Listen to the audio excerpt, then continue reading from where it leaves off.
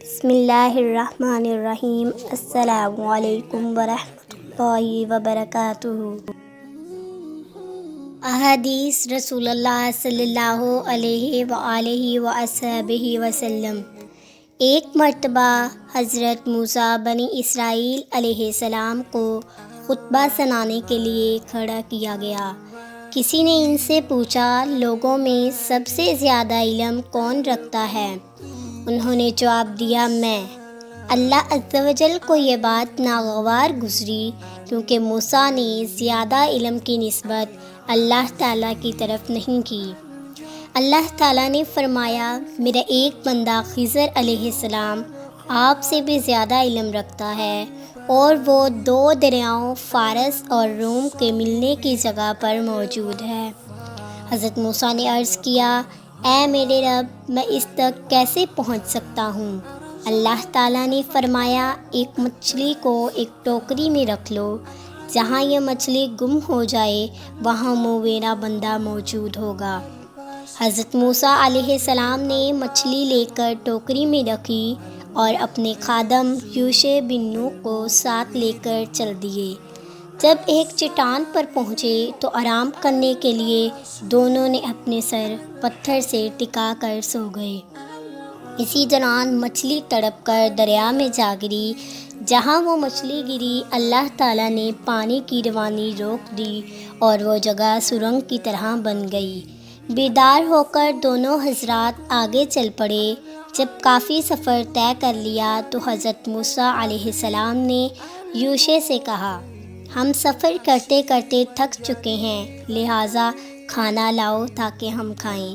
یوشع نے کہا، جب ہم چٹان کے پاس ٹھہرے تھے وہیں مچھلی گم ہو گئی تھی اور مجھے شیطان نے آپ سے اس کا ذکر کرنا بلا دیا تھا۔ مچھلی نے دریا میں عجیب طور پر راہ لی۔ حضرت موسیٰ علیہ السلام نے فرمایا، ہم تو اسی فکر میں تھے کہ مچھلی کہاں غائب ہوتی ہے۔ پھر دونوں آپس میں گفتگو کرتے ہوئے اپنے قدم کے نشان پر چل دیے۔ جب چٹان پر پہنچے تو وہاں ایک کپڑا لپیٹے ہوئے آدمی حضرت خضر علیہ السلام کو دیکھا۔ حضرت موسیٰ علیہ السلام نے انہیں سلام کیا اور انہوں نے سلام کا جواب دیا۔ حضرت موسیٰ علیہ السلام نے کہا کہ میں موسیٰ ہوں اور آپ کے پاس اس لیے آیا ہوں کہ آپ کو جو عمدہ باتیں سکھائی گئی ہیں وہ مجھے بھی سکھا دیں۔ حضرت خضر علیہ السلام نے کہا کہ تم میرے ساتھ صبر نہیں کر سکو گے، کیونکہ جس چیز کی پوری حقیقت تمہیں معلوم ہی نہیں، تم اس پر کیسے خاموش رہ سکتے ہو؟ آخرکار حضرت موسیٰ علیہ السلام اور حضرت خضر علیہ السلام مل کر دریا کے کنارے چل دیے۔ اتنے میں ایک کشتی پاس سے گزری۔ انہوں نے کہا کہ ہم کو بھی سوار کر لو۔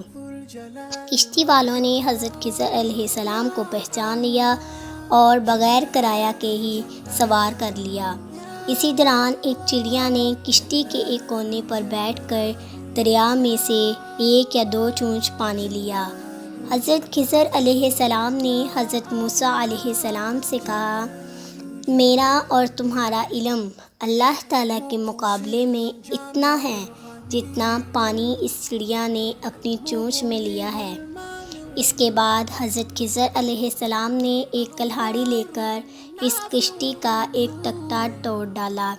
حضرت موسیٰ علیہ السلام سے رہا نہ گیا اور فوراً کہنے لگے، ان کشتی والوں نے بغیر کرایہ کے ہمیں سوار کیا اور آپ نے ان کی کشتی کا تختہ توڑ کر انہیں ڈبونے کی کوشش کی، یہ تو بڑا غلط کام ہے۔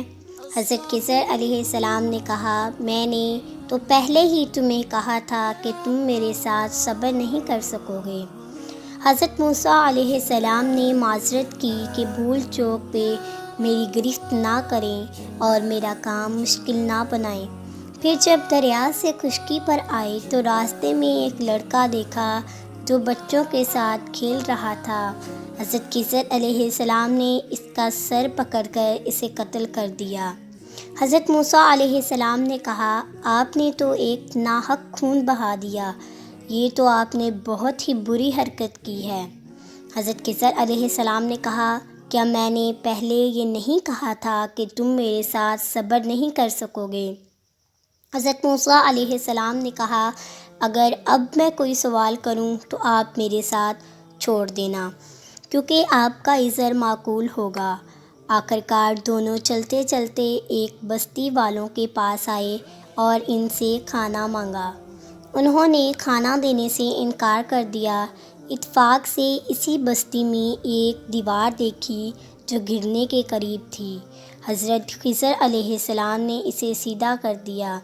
موسیٰ علیہ السلام نے کہا، ہم ان بستی والوں کے پاس آئے تو انہوں نے ہمیں کھانا تک نہیں دیا، اور آپ بغیر معاوضہ کے ان کی دیوار درست کر رہے ہیں۔ آپ کو اس پر مزدوری لینی چاہیے۔ حضرت خضر علیہ السلام نے کہا، بس اب میرے اور آپ کے درمیان جدائی کا وقت آ پہنچا ہے۔ اب میں تمہیں ان باتوں کی حقیقت بتاتا ہوں جن پر تم سے صبر نہیں ہو سکا۔ وہ کشتی جو میں نے خراب کی وہ 2 یتیم لڑکوں کی ملکیت تھی، اور بادشاہ کو نئی کشتیوں کی ضرورت تھی۔ اگر وہ کشتی میں نہ خراب کرتا تو بادشاہ اس کشتی کو لے لیتا اور یہ لڑکے اپنے روزگار سے محروم ہو جاتے۔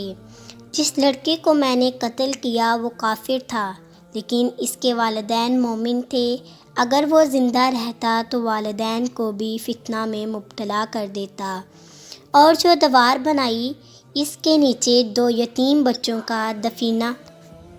اللہ تعالیٰ کی مرضی یہ تھی کہ بڑے ہونے کے بعد ان تک وہ دفینہ پہنچ جائے۔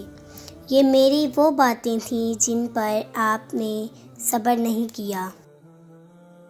قارون حضرت موسیٰ علیہ السلام کا چچا زاد بھائی تھا۔ وہ بہت خوش الحانی سے تورات کی تلاوت کرتا اور انتہائی خوبصورت تھا، اس لیے لوگ اسے منور کہتے تھے۔ یہ ان 70 لوگوں میں سے تھا جنہیں اللہ تعالیٰ نے مناجات حضرت موسیٰ علیہ السلام کے ساتھ اللہ تعالیٰ کی باتیں سننے کے لیے چنا تھا۔ اس کے پاس بہت زیادہ خزانہ تھا، یہاں تک کہ ان خزانوں کی چابیاں طاقتور نوجوانوں کی جماعت بے مشکل اٹھاتی تھی۔ دولت کے گھمنڈ میں آ کر قارون نے اللہ تعالیٰ کی ناشکری کرنا شروع کر دی اور تکبر کرنے لگا۔ حضرت موسیٰ علیہ السلام نے اسے بہت سمجھانے کی کوشش کی، لیکن آپ علیہ السلام کی وعظ و نصیحت کا اس پر کوئی اثر نہیں ہوا۔ اللہ تعالیٰ کو اس کا غرور اور تکبر ناگوار گزرا اور اسے عبرت کا نشان بنا دیا۔ فرمان الہی ہے، بے شک قارون موسیٰ علیہ السلام کی قوم بنی اسرائیل میں سے تھا، مگر وہ اپنی قوم پر سرکشی کرنے لگا، اور ہم نے اسے اتنے خزانے دے رکھے تھے کہ ان کی چابیاں ایک طاقتور جماعت بے مشکل اٹھا سکتی تھی۔ جب اس کی قوم کے لوگوں نے اس سے کہا، اتنا مت اتراؤ، بے شک اللہ اترانے والوں کو پسند نہیں فرماتا، اور اللہ نے جو مال و دولت تجھے دے رکھا ہے اس سے آخرت کا گھر بنانے کی فکر کر، اور دنیا میں سے اپنا حصہ مت بھول، اور لوگوں سے ایسے ہی احسان کر جیسے اللہ تعالیٰ نے تجھ پر احسان کیا، اور زمین میں فساد پھیلانے کی کوشش نہ کر، بے شک اللہ فساد پھیلانے والوں کو پسند نہیں کرتا۔ قارون نے جواب دیا، یہ جو کچھ بھی مجھے ملا ہے اس علم کی بدولت ملا ہے جو میرے پاس ہے۔ کیا اسے یہ بات معلوم نہیں کہ اللہ اس سے پہلے بہت سے ایسے لوگوں کو ہلاک کر چکا ہے جو اس سے زیادہ طاقتور اور زیادہ مال و دولت والے تھے، اور ہلاکت کے وقت مجرموں سے ان کے گناہوں کے بارے میں پوچھا نہیں جاتا۔ پھر وہ قارون ایک دن اپنی قوم کے لوگوں کے سامنے بڑی زیب و زینت کے ساتھ نکلا۔ جو لوگ دنیاوی مال و دولت کے طلبگار تھے انہوں نے کہا، کاش ہمیں بھی وہ کچھ مل جاتا جو قارون کو دیا گیا، بلا شبہ وہ تو بڑی قسمت والا ہے۔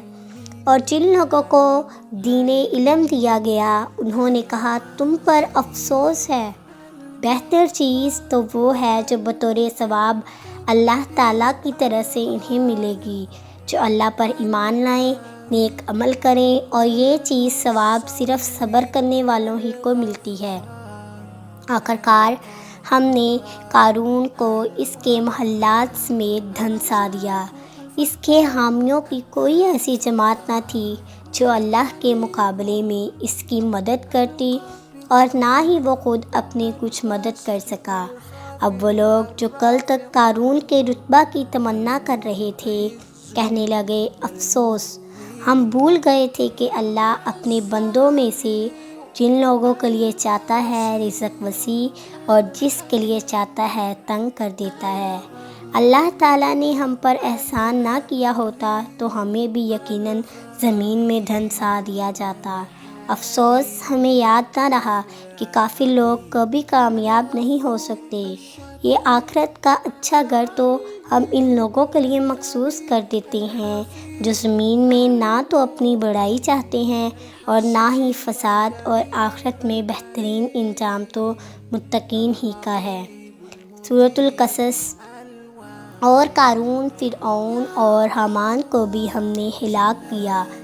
بلا شبہ ان کے پاس موسیٰ کھلی نشانیاں، معجزات لے کر آئے تھے، پھر بھی انہوں نے زمین میں تکبر کیا، حالانکہ وہ ہم سے بچ کر نکل ہی نہیں سکتے تھے۔ بس ہم نے ان کو اس کے گناہ کی پاداش میں پکڑ لیا۔ ان میں سے بعض پر ہم نے پتھروں کی بارش برسائی، بعض کو زوردار سخت آواز نے آ پکڑا، بعض کو ہم نے زمین میں دھنسا دیا، اور بعض کو ہم نے غرق کر دیا۔ اور اللہ ایسا نہیں ہے کہ ان پر ظلم کرے، لیکن یہ خود ہی اپنے آپ پر ظلم کر رہی تھی۔ سورۃ العنکبوت۔